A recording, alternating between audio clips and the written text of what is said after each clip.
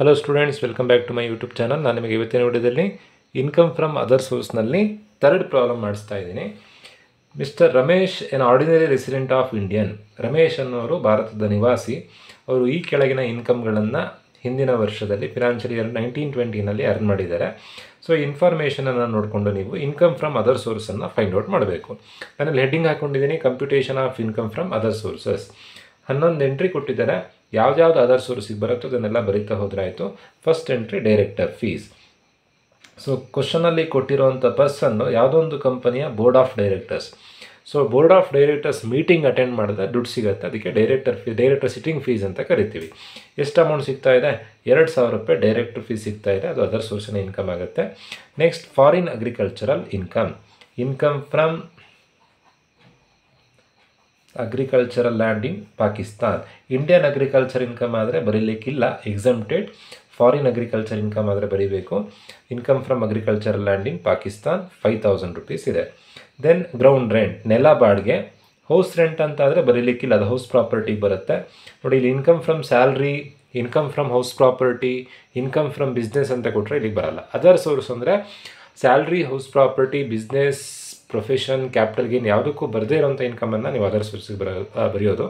But ಇಲ್ಲಿ very important, salary of MP, MLA, MLC ಕೊಟ್ಟರೆ ಬರೀಬೇಕು. ಏನಕ್ಕೆಂದರೆ ಅವ್ರಿಗೆ ಯಾವುದೇ ಥರ ಎಂಪ್ಲಾಯರ್ ಇರಲ್ಲ. MP, MLA, MLCಗೆ member of parliament, member of legislative assembly, member of legislative ಕೌನ್ಸಿಲಿಗೆ ಯಾವುದೇ ಥರ ಎಂಪ್ಲಾಯರ್ ಇರಲ್ಲ ಅವರಿಗೆ. ಸೊ ಹಾಗಾಗಿ ಅವರ ಸ್ಯಾಲ್ರಿಯನ್ನು ನಾವು ಇನ್ಕಮ್ ಫ್ರಮ್ ಸ್ಯಾಲ್ರಿ ಅಂತ ಕನ್ಸಿಡರ್ ಮಾಡಲ್ಲ. Instead of that income from other source ಅಂತ ಕನ್ಸಿಡರ್ ಮಾಡ್ತೀವಿ. So MP, MLA, MLC salary ಕೊಟ್ಟರೆ ಬರೀಬೇಕು. ನಾವಿಲ್ಲಿ ಅಲೋಯನ್ಸನ್ನು ಬರೀಲಿಕ್ಕಿಲ್ಲ.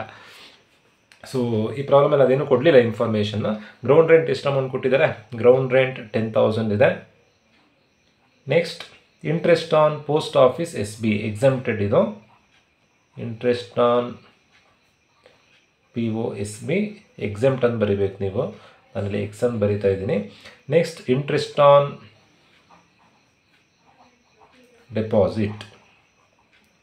ಎಲ್ಲೋ ದುಡ್ಡಿಟ್ಟಿದ್ದಾರೆ, ಬಡ್ಡಿ ಸಿಗ್ತಾ ಇದೆ. ಎಲ್ಲಿ ದುಡ್ಡಿಟ್ಟಿದ್ದಾರೆ? IFCI industrial financial corporation of ಇಂಡಿಯಾದಲ್ಲಿ ದುಡ್ಡಿಟ್ಟಿದ್ದಾರೆ. 500 ರೂಪಾಯಿ ಬಡ್ಡಿ ಸಿಗ್ತಾ ಇದೆ. ಅದು ಇನ್ಕಮ್ ಆಗುತ್ತೆ, ಅದರ್ ಸೋರ್ಸಿನ ಇನ್ಕಮ್ ಆಗುತ್ತೆ. Next dividend from foreign company. Dividend from Indian company, foreign company, cooperative society ಎಲ್ಲದೂ ಇನ್ಕಮೇ. ಡಿವಿಡೆಂಡ್ ಏನೇ ಕೊಟ್ಟರು ಬರೀಬೇಕು. Dividend 700. Next rent from subletting A house. ನೋಡಿ, ಇದನ್ನು ನಾವು ಇನ್ಕಮ್ ಫ್ರಮ್ ಸಬ್ಲೆಟ್ ಹೌಸ್ ಅಂತ ಕರಿತೀವಿ. ಸಬ್ಲೆಟ್ ಹೌಸ್ ಅಂತಂದರೆ ಒಂದು ಮನೆಯನ್ನು ಬಾಡಿಗೆಗೆ ತಗೊಳ್ಳೋದು. ಬಾಡಿಗೆಗೆ ತಗೊಂಡು ಆ ಮನೇಲಿ ನಾವು ಬಾಡಿಗೆಗೆ ಇರ್ದೇನೆ ಅದ್ರ ಬದಲಾಗಿ ಬೇರೆಯವರಿಗೆ ಜಾಸ್ತಿ ರೇಟಿಗೆ ಬಾಡಿಗೆ ಕೊಡೋದು. ಸೊ ಒಂದು ಮನೇಲಿ ನಾವು ಬಾಡಿಗೆಗೆ ತೊಗೊಂಡು ಬೇರೆಯವರಿಗೆ ಜಾಸ್ತಿ ರೇಟಿಗೆ ಬಾಡಿಗೆ ಕೊಟ್ಟರೆ ಸಬ್ಲೆಟ್ ಹೌಸ್ ಅಂತ ಅಂತೀವಿ. ಸೊ ಇಲ್ಲಿ ನಮಗೆ ಯಾವುದೇ ಥರ ಮನೆ ಇರಲ್ಲ, ಹಾಗಾಗಿ ಈ ಇನ್ಕಮನ್ನು ಹೌಸ್ ಪ್ರಾಪರ್ಟಿನ ಕನ್ಸಿಡರ್ ಮಾಡಲ್ಲ.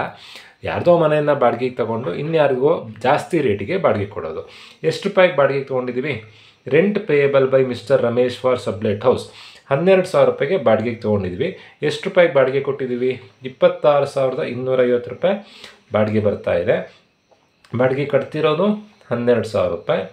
ಅದಕ್ಕೆ ಸಂಬಂಧಪಟ್ಟ ಹಾಗೆ ಎಕ್ಸ್ಪೆನ್ಸಸ್ ಆಗಿರೋದು ನೋಡಿ 7, 8, 9 3 ಕೂಡ sublet ಹೌಸಿನ entry.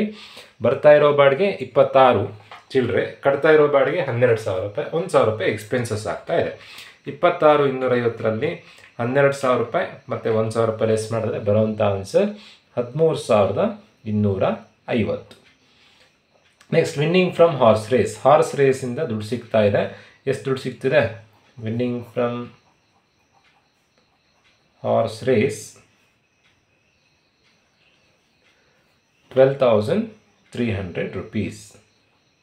Next interest on securities.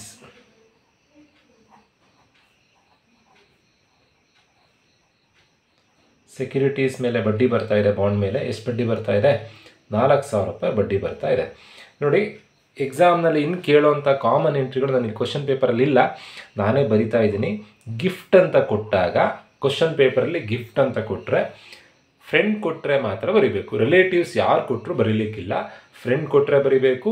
More than 50,000 ಇದ್ದರೆ ಮಾತ್ರ ಬರೀಬೇಕು. ಆ ಮೋರ್ ದ್ಯಾನ್ 50,000 ಮ್ಯಾರೇಜ್ ಟೈಮಲ್ಲಿ ಕೊಟ್ಟರೆ ಬರೀಲಿಕ್ಕಿಲ್ಲ.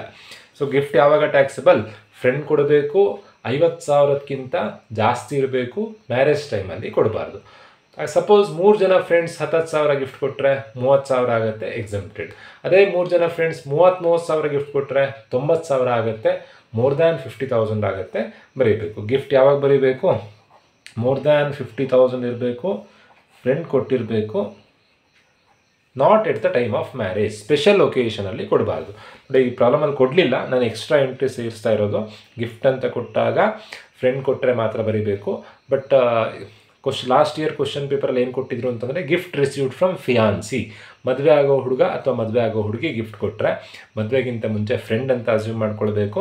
ಸೊ ಹಾಗಾಗಿ 50,000 ರೂಪಾಯಿಗಿಂತ ಜಾಸ್ತಿ ಇದ್ದರೆ ಬರೀಬೇಕು. ಗಿಫ್ಟ್ ಯಾವಾಗ ಬರೀಬೇಕು? ಅಪ್ಪ, ಅಮ್ಮ, uncle, aunty, father in law, son in law, mother in law ಯಾರು ಕೊಟ್ಟರು ಬರೀಲಿಕ್ಕಿಲ್ಲ, ರಿಲೇಟಿವ್ ಯಾರು ಕೊಟ್ಟರು ಬರೀಲಿಕ್ಕಿಲ್ಲ. ಫ್ರೆಂಡ್ ಕೊಟ್ಟರೆ ಬರೀಬೇಕು, 50,000ಕ್ಕಿಂತ ಜಾಸ್ತಿ ಇದ್ದರೆ ಬರೀಬೇಕು, ಸ್ಪೆಷಲ್ ಒಕೇಶನಲ್ಲಿ ಕೊಟ್ಟರೆ ಬರೀಲಿಕ್ಕಿಲ್ಲ. ಸೊ ಈ ಪ್ರಾಬ್ಲಮಲ್ಲಿ ಗಿಫ್ಟ್ ಬಗ್ಗೆ ಏನೋ ಇನ್ಫಾರ್ಮೇಷನ್ ಇಲ್ಲ, ಸೊ ಗಿಫ್ಟ್ ಬರೆಯೋದು ಬೇಡ. ಕೊಟ್ಟಿದ್ದರೆ ನೀವು ಏನು ಮಾಡಬೇಕು ಅಂತ ಹೇಳಿದ್ದು. Then family pension, very important entry. Family pension ನಾನೇ ಒಂದು ಅಮೌಂಟ್ ಬರ್ಕೊಳ್ತಾ ಇದ್ದೀನಿ, ಇಮೇಜಿನರಿ ಅಮೌಂಟು. ಫ್ಯಾಮಿಲಿ ಪೆನ್ಷನ್ ಅಂತ ಒಂದು 60,000 ರೂಪಾಯಿ ಅಮೌಂಟ್ ಕೊಟ್ಟಿದ್ದಾರೆ ಅಂತ ಅಂದ್ಕೊಳ್ಳೋಣ. ಸೊ ಫ್ಯಾಮಿಲಿ ಪೆನ್ಷನ್ ಅಂತ ಎಷ್ಟೇ ಅಮೌಂಟ್ ಕೊಟ್ಟಿರಲಿ, ಕೊಟ್ಟಿರೋ ಅಮೌಂಟಿಗೆ 1/3 ಆರ್ 15,000 ಯಾವುದು ಲೀಸ್ಟ್ ಇರುತ್ತೋ ಅದು ಎಕ್ಸೆಂಪ್ಟೆಡ್. ಎಷ್ಟೇ ಅಮೌಂಟ್ ಕೊಟ್ಟಿರಲಿ ಫಸ್ಟ್ 1/3 ಮಾಡಬೇಕು. ಎಷ್ಟು ಅಮೌಂಟ್ ಕೊಟ್ಟಿದ್ದಾರೆ? 60,000 ಕೊಟ್ಟಿದ್ದಾರೆ. 60,000 ಇಂಟು 1/3 ಮಾಡಿದಾಗ 20K ಬರುತ್ತೆ, 20,000 ಬರುತ್ತೆ. 20,000 ಅಥವಾ 15,000 ನೋಡಿ, ಇದು ಫಿಕ್ಸ್ಡ್. 1/3 ಆರ್ 15 ಎಲ್ಲ ಪ್ರಾಬ್ಲಮಿಗೆ ಫಿಕ್ಸ್ಡ್. ಫ್ಯಾಮಿಲಿ ಪೆನ್ಷನ್ ಅಂತ ಕೊಟ್ಟಾಗ ಕೊಟ್ಟಿರೋ ಅಮೌಂಟಿಗೆ 1/3 ಮಾಡಬೇಕು. ಎಷ್ಟೇ ಅಮೌಂಟ್ ಕೊಟ್ಟಿರಲಿ 1/3. 60ಗೆ 1/3 ಮಾಡಿದಾಗ 20,000 ಬರುತ್ತೆ. 20 ಆರ್ 15 ಇವೆರಡರಲ್ಲಿ ಯಾವುದು ಲೀಸ್ಟ್ ಇರುತ್ತೋ ಅದು ಎಕ್ಸೆಂಪ್ಟೆಡ್. ಯಾವ್ದು ಲೀಸ್ಟ್ ಇದೆ? 20, 15 ಲೀಸ್ಟ್ ಇರೋದು 15,000 ಲೆಸ್ ಮಾಡಿ ರಿಮೈನಿಂಗ್ ಅಮೌಂಟನ್ನು ಅಮೌಂಟ್ ಕಾಲಮಲ್ಲಿ ಬರೀಬೇಕು. ಸಪೋಸ್ ಕ್ವಶನಲ್ಲಿ ಏನಾದರೂ 30,000 ಕೊಟ್ಟಿದ್ರೆ ಅವಾಗ ಹೇಗೆ? 30,000ಕ್ಕೆ 1/3 ಮಾಡಿದಾಗ 10,000 ಬರುತ್ತೆ. 10 ಅಥವಾ 15 ಎಷ್ಟೇ ಅಮೌಂಟ್ ಕೊಟ್ಟಿರಲಿ 1/3 ಮಾಡಬೇಕು. 30,000ಕ್ಕೆ 1/3 ಮಾಡಿದಾಗ 10,000. 10,000 ಅಥವಾ 15,000 ಕಮ್ಮಿ ಇರೋದು ಯಾವುದು? 10,000 ಕಮ್ಮಿ ಇರೋದು. 10,000 ರೂಪಾಯಿ ಕಳೆದು 20,000 ರೂಪಾಯಿ ಬರೀಬೇಕು. ಸೊ ಆ ಥರದಲ್ಲಿ ಪ್ರಾರಂಭ ಮಾಡಬೇಕಾಗತ್ತೆ ಫ್ಯಾಮಿಲಿ ಪೆನ್ಷನ್ ಕೊಟ್ಟಾಗ. ಸೊ ಮೇಯ್ನಾಗಿ ನೀವು ಲಾಟ್ರಿ ಕೊಟ್ಟಾಗ ಹೇಗೆ ಗ್ರಾಸಪ್ ಮಾಡೋದು ಹೇಗೆ ಅನ್ನೋದನ್ನು ನಾನು ನಿಮಗೆ ಫಸ್ಟ್ ವೀಡಿಯೋದಲ್ಲಿ ಹೇಳಿದ್ದೆ. ಗಿಫ್ಟು ಫ್ಯಾಮಿಲಿ ಪೆನ್ಷನ್ ಕೊಟ್ಟಾಗ ಈ ಥರದಲ್ಲಿ ಮಾಡಬೇಕು. ಸೊ ಇವಿಷ್ಟನ್ನು ಟೋಟಲ್ ಮಾಡಿದಾಗ ಇಲ್ಲೆಲ್ಲ ಎಂಟ್ರಿ ಕಂಪ್ಲೀಟ್ ಆಯಿತು. ಇವಿಷ್ಟನ್ನು ಟೋಟಲ್ ಮಾಡಿದಾಗ ಬರುವಂಥ ಆನ್ಸರ್ ಟೋಟಲ್ ಆಗುತ್ತೆ. 2 ಡಿಡಕ್ಷನ್ ಕಳಿಬೇಕು. ಸೊ ಡಿಡಕ್ಷನ್ ಈ ಪ್ರಾಬ್ಲಮಲ್ಲಿ ಕೊಡಲಿಲ್ಲ. ಡಿಡಕ್ಷನ್ ಯಾವ್ದು ಬರುತ್ತೆ? Less deduction under section 57. ನನಗಿಲ್ಲಿ ಸ್ಪೇಸ್ ಇಲ್ಲ, ಹಾಗಾಗಿ ನಾನು ಇಲ್ಲೇ ಬರೀತಾ ಇದ್ದೀನಿ. ನೀವು 1/1 ಬರೀಬೇಕು. ಇಂಟ್ರೆಸ್ಟ್ ಆನ್ ಲೋನ್ ಮತ್ತು ಕಲೆಕ್ಷನ್ ಚಾರ್ಜಸ್. ಸೊ ಯಾವುದನ್ನು ಕ್ವಶನಲ್ಲಿ ಕೊಡಲಿಲ್ಲ. ಬರೋ ಅಂಥ ಆನ್ಸರೇ income from other sources.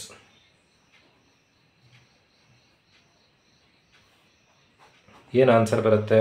ಇವಿಷ್ಟನ್ನು add ಮಾಡಿದ್ರೆ ಆಯಿತು. 2,000 plus 5,000 plus 10,000 plus 500 plus 700 plus 13,250 plus 12,300 plus 4,000 plus 45,000. So the answer is 92,750. So ಇನ್ನೊಂದು ಇಂಪಾರ್ಟೆಂಟ್ ಎಂಟ್ರೀಸ್ ಹೇಳ್ಬಿಡ್ತೀನಿ. ಬೇರೆ ಕ್ವಶನ್ ಪೇಪರ್ ಪ್ರಾಬ್ಲಮ್ ಇದೆ ನೋಡಿ, 2019 ಕೇಳಿರೋಂಥ problem. So compute income from other sources of mister Isha ಅಂತ ಒಂದು ಪ್ರಾಬ್ಲಮ್ ಕೊಟ್ಟಿದ್ದಾರೆ ನೋಡಿ. ಗಿಫ್ಟಿಂದೇ ಸುಮಾರು ಎಂಟ್ರಿಗಳಿದ್ದಾವೆ. Gift received from friend more than 50,000 ಇದೆ, ಬರೀಬೇಕು. Gift received at the time of marriage ಬರೀಲಿಕ್ಕಿಲ್ಲ, ಮ್ಯಾರೇಜ್ ಟೈಮಲ್ಲಿ ಗಿಫ್ಟ್ ಕೊಟ್ಟರೆ ಬರೀಲಿಕ್ಕಿಲ್ಲ. ಗಿಫ್ಟ್ ರಿಸೀವ್ಡ್ ಫ್ರಮ್ ಫಿಯಾನ್ಸಿ, ಮದುವೆ ಆಗೋ ಹುಡುಗ ಅಥವಾ ಮದುವೆ ಆಗೋ ಹುಡುಗಿ ಗಿಫ್ಟ್ ಕೊಟ್ಟರೆ ಫ್ರೆಂಡ್ ಅಂತ ಅಸ್ಯೂಮ್ ಮಾಡ್ಕೊಳ್ಬೇಕು. ಮೋರ್ ದ್ಯಾನ್ 50,000 ಇದೆ, ಬರೀಬೇಕು. ದೆನ್ ನೆಕ್ಸ್ಟ್ ಇರೋವಂಥ ಎಂಟ್ರಿ ಯಾವುದು? Share of income from HUF, Hindu undivided ಫ್ಯಾಮಿಲಿಯಿಂದ ನೋಡಿ, ನಿಮಗೆ ಕುಟುಂಬದಿಂದ ಫ್ಯಾಮಿಲಿಯಿಂದ ಪಾಲಾಗಿ ಶೇರ್ ಸಿಗ್ತಾ ಇದೆ. ಎಷ್ಟು ಶೇರ್ ಸಿಗ್ತಾ ಇದೆ? 3 lakh ಶೇರ್ ಸಿಗ್ತಾ ಇದೆ. ಇದು ಎಕ್ಸೆಂಪ್ಟೆಡ್, ಬರೀಲಿಕ್ಕಿಲ್ಲ. ನೆಕ್ಸ್ಟ್ ಇಂಟ್ರೆಸ್ಟ್ ಆನ್ ಡಿಬೆಂಚರ್ಸ್ ನೋಡಿ, ಸೆಕ್ಯೂರಿಟೀಸ್ ಕೊಟ್ಟಾಗ ನಾನು ನಿಮಗೆ ಕ್ಯಾಶುವಲ್ ಇನ್ಕಮಿಗೆ ಗ್ರಾಸಪ್ ಮಾಡೋದು ಹೇಗೆ ಅಂತ ಹೇಳಿದ್ದೆ. ಸೆಕ್ಯೂರಿಟೀಸ್ ಕೊಟ್ಟಾಗ ಶೇರ್ಸ್, ಡಿಬೆಂಚರ್ಸ್, ಬಾಂಡ್ಸ್ ಕೊಟ್ಟಾಗ ನೆಟ್ ಅಂತ ಕೊಟ್ಟರೆ ಕೊಟ್ಟಿರೋ ಅಮೌಂಟಿಗೆ 100/9 90 ಮಾಡಬೇಕು. 72,000 ಇಂಟು 100/90. ನೀವು ಕೇಳ್ಬೋದು, ಈ ನೋಡಿ ಈ ಪ್ರಾಬ್ಲಮಲ್ಲಿ ಇಂಟ್ರೆಸ್ಟ್ ಆನ್ ಸೆಕ್ಯೂರಿಟೀಸ್ ಇತ್ತು, ಇಲ್ಲಿ ಯಾವುದು ಎಂಟ್ರಿ ಇತ್ತು ನೋಡಿ, ಇಂಟ್ರೆಸ್ಟ್ ಆನ್ ಸೆಕ್ಯೂರಿಟೀಸ್ ಇತ್ತು. ಇದಕ್ಕೆ 100/90 ಮಾಡಲಿಲ್ಲ. ಏನಕ್ಕೆ ಅಂದರೆ ನೆಟ್ ಅಂತ ಕೊಟ್ಟಿರಲಿಲ್ಲ. ನೆಟ್ ಅಂತ ಕೊಟ್ಟಾಗ ಏನು ಮಾಡಬೇಕು, 72,000 ಇಂಟು 100/90. 9 ಎಷ್ಟಲಿ 72, 9 8ಲಿ 72, ಆನ್ಸರ್ 80,000 ಬರುತ್ತೆ. Then received 5,000 as gift from his cousin gift ಕೊಟ್ಟರೆ ಎಕ್ಸೆಂಪ್ಟೆಡ್. ಸೊ ಫಸ್ಟ್ ಒಂದಷ್ಟು ಎಂಟ್ರಿ ಇತ್ತು. ವಿನ್ನಿಂಗ್ ಫ್ರಮ್ ಲಾಟ್ರಿ 70,000 ಇದೆ, ನೆಟ್ ಅಂತ ಇದೆ. 70,000 ಇಂಟು 100/70 ಮಾಡಬೇಕು. 100/70 ಮಾಡಿದಾಗ 1,00,000 ಬರುತ್ತೆ. ವೆರಿ ಇಂಪಾರ್ಟೆಂಟ್, ಕ್ಯಾಶುವಲ್ ಇನ್ಕಮ್ಗಿರೋ ಎಕ್ಸ್ಪೆನ್ಸಸ್ಸನ್ನು ನಾವು ಕನ್ಸಿಡರ್ ಮಾಡಬಾರ್ದು. ಕ್ಯಾಶುವಲ್ ಇನ್ಕಮ್ ಅಂದರೆ ಯಾವುದು, ಲಾಟ್ರಿ, ಹಾರ್ಸ್ ರೇಸ್, ಅದಕ್ಕೆ ಸಂಬಂಧಪಟ್ಟಿರೋ ಯಾವುದೇ ಎಕ್ಸ್ಪೆನ್ಸಸ್ ಕೊಟ್ಟರು ಕಳಿಯೋದು ಬೇಡ, ಕನ್ಸಿಡರ್ ಮಾಡಲಿಕ್ಕಿಲ್ಲ. Winning from lottery 70,000 into 100/70, answer 1,00,000 ಬರುತ್ತೆ. Winning from horse race 35,000 into 100/70, ಯಾಕೆಂದರೆ ನೆಟ್ ಅಂತ ಕೊಟ್ಟಿದ್ದಾರೆ. 35,000 ಇಂಟು 100/70 50,000 ಬರುತ್ತೆ. Payment for horse race consider ಮಾಡಲಿಕ್ಕಿಲ್ಲ. ಗಿಫ್ಟ್ ಹೇಗೆ ಮಾಡಬೇಕು ಅಂತ ನಾನು ಈಗಷ್ಟೇ ತಿಳಿಸಿದ್ದೀನಿ ನಿಮಗೆ. ಸೊ ಈ ಥರದಲ್ಲಿ ನೀವು ಪ್ರಾಬ್ಲಮ್ ಮಾಡಬೇಕು ನೋಡಿ. ಇದು important problem. Winning from lottery ಕೊಟ್ಟಾಗ ನೆಟ್ ಅಂತ ಕೊಟ್ಟಿದ್ರೆ ಮಾತ್ರ, 10,000ಗಿಂತ ಜಾಸ್ತಿ ಇದ್ದರೆ ಮಾತ್ರ 100/70 ಮಾಡಬೇಕು. ಕ್ಯಾಶುವಲ್ ಇನ್ಕಮ್ಗೆ 100/70, ಸೆಕ್ಯೂರಿಟೀಸಿಗೆ 100/90. ಸೊ ಈ ಥರದಲ್ಲಿ ನಿಮಗೆ ಪ್ರಾಬ್ಲಮನ್ನು ಎಕ್ಸಾಮ್ನಲ್ಲಿ ಕೇಳ್ತಾರೆ. ಹೋಪ್ ಎಲ್ರಿಗೂ ವಿಡಿಯೋ ಅರ್ಥ ಆಗಿದೆ ಅಂತ ಅಂದ್ಕೊಳ್ತಾ ಇವತ್ತಿನ ವಿಡಿಯೋ ಮುಗಿಸ್ತಾ ಇದ್ದೀನಿ. Thank you.